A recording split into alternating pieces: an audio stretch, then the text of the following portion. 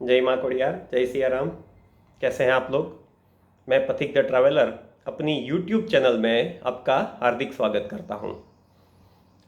इस चैत्र नवरात्रि के पावन अवसर पर आज हम माता शबरी की कथा का आनंद लेंगे। उससे पहले मेरी एक विनती है कि आप मेरे चैनल को सब्सक्राइब ज़रूर करें। तो चलिए शुरू करते हैं माता शबरी की कथा, जो मैं विकिपीडिया से पढ़ रहा हूँ। शबरी हिंदू महाकाव्य रामायण में एक बुजुर्ग महिला तपस्वी है। उनका वर्णन एक अत्यंत समर्पित महिला के रूप में किया गया है, जिन्होंने राम के प्रति अपनी भक्ति के कारण राम का आशीर्वाद प्राप्त किया।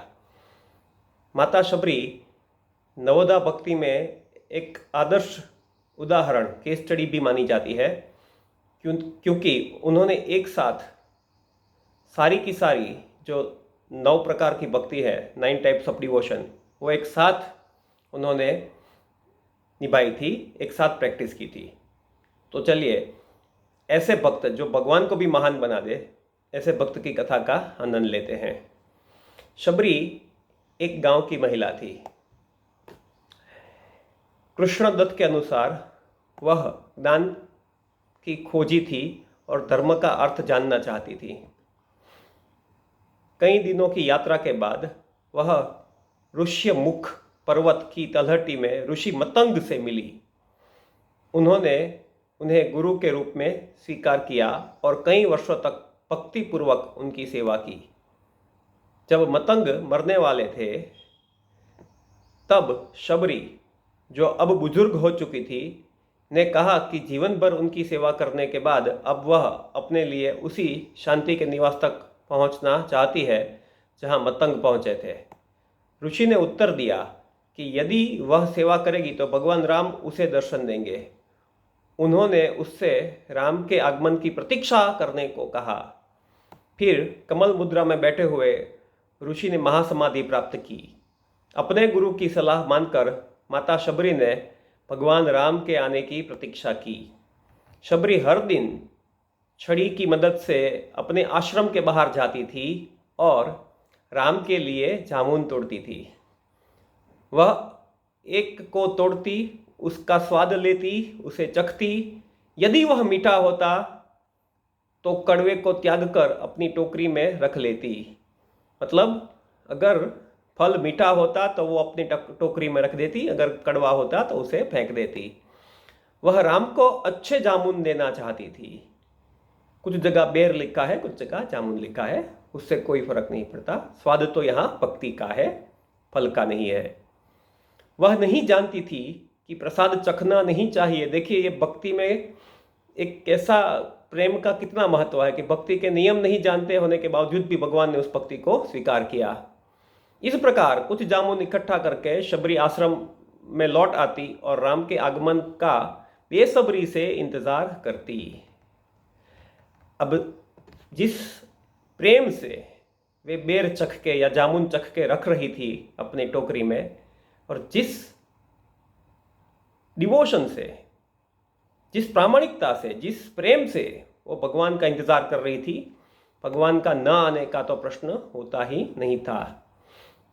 वो भजन है ना कि कौन कहते हैं भगवान खाते नहीं, बेर शबरी के जैसे खिलाते नहीं। धर्म ग्रंथों के अनुसार भले ही सैकड़ों अन्य योगी अपने आश्रमों में राम की अगवानी की प्रतीक्षा कर रहे थे, लेकिन शबरी की सच्ची भक्ति के कारण राम केवल शबरी के आश्रम में गए। राम को देखकर शबरी प्रसन्न हो गई और बोली कि कितने महान योगी आपके दर्शन की प्रतीक्षा कर रहे थे, हे प्रभु, लेकिन आप इस अयोग्य भक्त के पास आए। इससे स्पष्ट पता चलता है कि आपने तो यह देख पाएंगे कि कोई भक्त महल में रहता है या नहीं।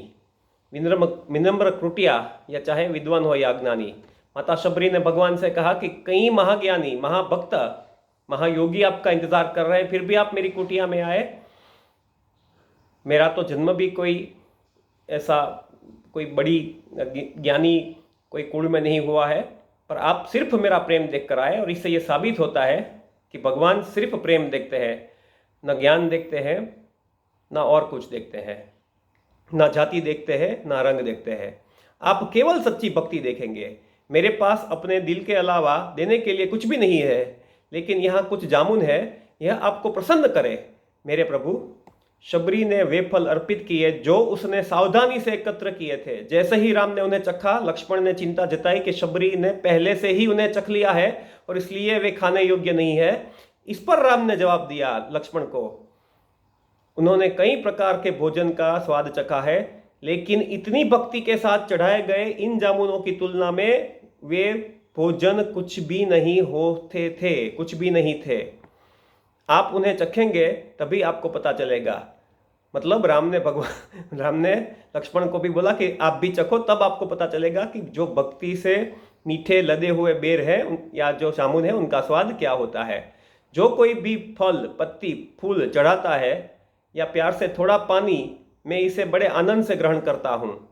यही बात तो भगवान कृष्ण ने गीता में भी कही है। पारंपरिक लेखक इस कथा का उपयोग यही इंगित करने के लिए करते हैं कि भक्ति में देवताओं द्वारा दोष नहीं देखे जाते हैं। अगर आपने भक्ति करते वक्त कोई गलती कर दी, कोई रिचुअल में गलती कर दी, सेवा में कोई गलती कर दी, उसका कोई महत्व नहीं है। आपका सिर्फ भाव, आपका प्रेम, आपका डिवोशन वहीं देखा जाता है।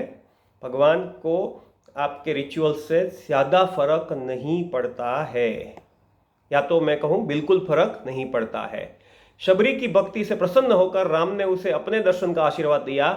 राम ने हाथ से बने पत्तों के दानों या कटोरों को देखा जिसमें उसने फूल चढ़ाए थे, और उन्हें बनाने में शबरी ने कड़ी मेहनत से राम प्रभावित हुए और इसलिए पेड़ को आशीर्वाद दिया ताकि पत्ते स्वाभाविक रूप से एक के आकार में बढ़े। शबरी राम से ये भी कहती है कि हे प्रभु, सुग्रीव से मदद ले और यहाँ से माता सीता को खोजे। रामायण में कहा गया है कि शबरी बहुत ही तेजस्वी और ज्ञानी संती थी। राम का प्रवचन, एक शुद्ध भक्ति 9 प्रकार से व्यक्त की जाती है, और ये 9 प्रकार हमने पहले ही देख लिए हैं, तो मैं इन्हें यहाँ रिपीट नहीं करना चाहूँगा, वीडियो बहुत लंबा हो जाएगा। तो आशा है ये छोटी सी कथा आपको अच्छी लगी हुई। मैंने इसमें अपनी कमेंट्रीज कुछ ऐड की है। आशा है इससे भी आपको ये पूरा जो अनुभव है भक्ति का वो ज़्यादा अच्छा हुआ होगा। जय माँ कोडियार, जय सिया राम, शुभ रात्रि।